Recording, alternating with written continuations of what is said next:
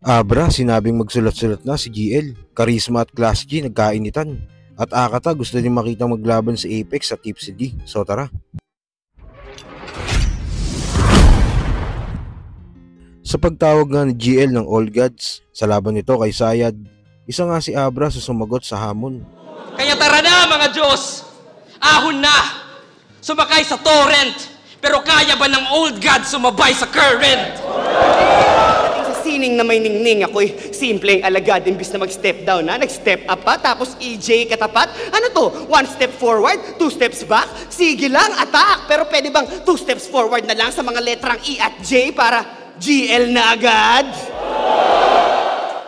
Sa muling ang pagbabalik ng Break It Down ni Looney, isa nga sa nagbabalik na guest niya ay si Abra. At nireview nga nila ang labang EJ Power vs GL, semifinals ng isa buhay.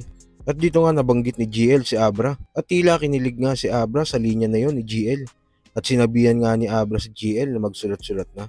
Yung isa at yung isa parang kinall out mo yata. Tama ba? Kinall out mo? Hindi naman. GL. Ano lang, pag nababanggit, pag tinatulong ako kung sinong pwede kong makalaban, siya lang. Parang may linya ka na GL na agad. Doon ba yun? Sa laban nyo ni EJ Power? Oo nga, sa laban namin ni EJ Power.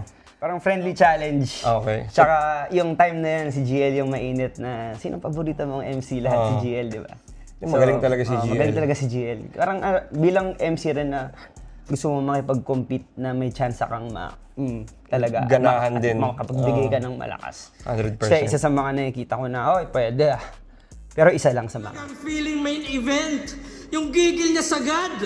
Pero yung best line ni Abra, GL na agad.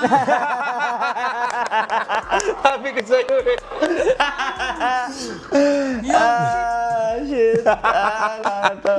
Napanood ko yun sa highlights. Naalala ko yun. GL na agad. Tsaka meron siyang yung Old Gods kaya bang sumabay sa current. So yun, may ganun din aspect na parang, okay, sige nga, tingnan nga din natin. May challenge na. May ganun din, tingnan din natin. Kita niyo improvement. Ano bra, mukhang hinahamon ka na nito ni GL ah. Let's go. Let's go. Teka lang. May re-albums pa wala ako. Sulat ka na, magsulat ka na. Dream match mo, aking short-term goal. Sa kabilang balita naman, na-upload na nga ang labang Charisma vs Class G na nangyari sa Day 3 ng Ahon 15 at grabe nga ang aggression ng dalawang ito. May pagkakataon pa nga na parang nagkakapikunan na sila dahil nagbabanggaan at sa mukha talaga iniispit yung mga linya nila. Ano? Tingnan niyo yung mukha, galit na galit. Yung asawa niya kasing si Jeline, nadamay at nabanggit. Pasensya na, yung suman ko kasi pati titig ni Jeline parehas malagkit. Huwag kang mag-alala, di ko naman siya kinantot agad eh. Tinanong ko naman siya para di siya mailang. Sex tayo, Jeline. Anong sabi ni Jeline? Jilang!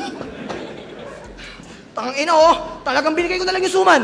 Okay na yun, kahit wala akong kita. Suman paninda ko, hindi bukayo, pero napabukayong hita.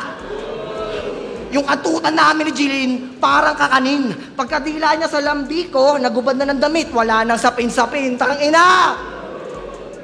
Class G! Jeline! Puro kayo letter G, nakakarindi na. Kaya di kayo nakakabuo ng anak, laging busy ka. Namanhead na yung keeping niya. Kay Charisma nagtipi na. Di pa nakakabuo yung Class G, pati Jeline, puta, GG na! Tas sa akin kaharap, puro ka na sigaw, sumigaw ka na! Tumitig ka sa mata! Pero kaya ko rin gawin yan. Kaya ko makipagsigawan, kaya ko rin makipagtitigan. Kaso lang tanong Class G, yung mga titig na ganyan sa labas ng stage, kaya mo bang panindigan? Gina, patunayan mong champion ka. Tangina mo! Damay girlfriend na naman, tangina ikaw nga. At sa uling balita, naging usapin nga ang paghamon ni Apex kay Tipsy D. Dahil kung iisipin nga natin ang matchup na ito, ibang entertainment din na mailalatag nito sa ating mga battle rap fans. Tingin ko may tuturing ang laban na ito na laban ng dalawang uncrowned king. Feeling hero, feeling invincible, feeling omniman, feeling matalino, feeling magandang lalaki, feeling all-in-one, feeling niya model siya ng coke-in can, feeling gwapo yan tuloy yung karera niya, takbong pogi lang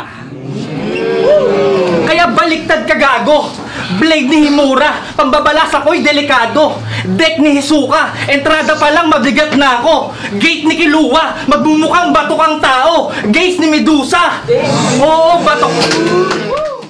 Kahit nga si Akata ay gusto itong makitang mangyari. Takina yan. Dapat labanan ni Tipsy di si Apex. Yun yung mga magandang maglaban.